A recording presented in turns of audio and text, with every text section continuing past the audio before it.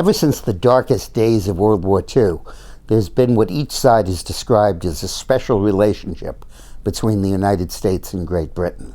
Each side has reveled in that relationship and frequently cites it as the basis for their policy. And that, of course, is why Britain stuck with the United States all during the War on Terror, the wars in Iraq, and has always been our most steadfast ally. Until Obama decided to vent his anti-British prejudices by sending home the bust of Winston Churchill on one of his first days in office. Well, the bust is back, and so now is the special relationship. And it comes at a very important time in global history.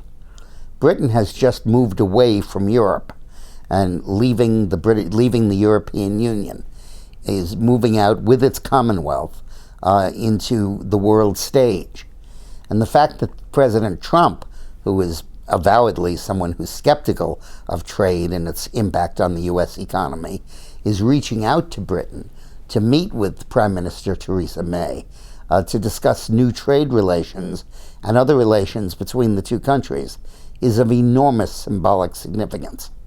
You really have the potential emerging of a bloc, really, of the U.S. and Britain and Canada and Australia and New Zealand and the other nations in the Commonwealth, which are the English-speaking bloc, in effect. And this could be very potent and very important and wonderful for both countries.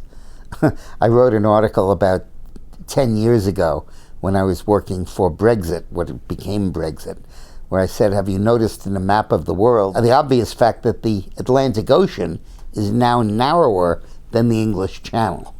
And as Britain has moved away from Europe and now toward the United States, that figment of imaginative geography is becoming truer and truer. And it is wonderful to see President Trump moving in that direction.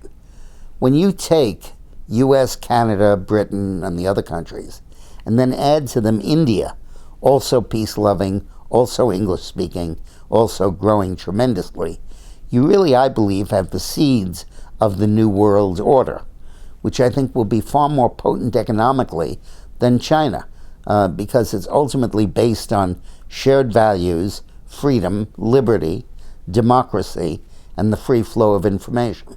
And I think that that's going to be a very potent combination in the future, and good for President Trump for bringing it together. Thanks for watching.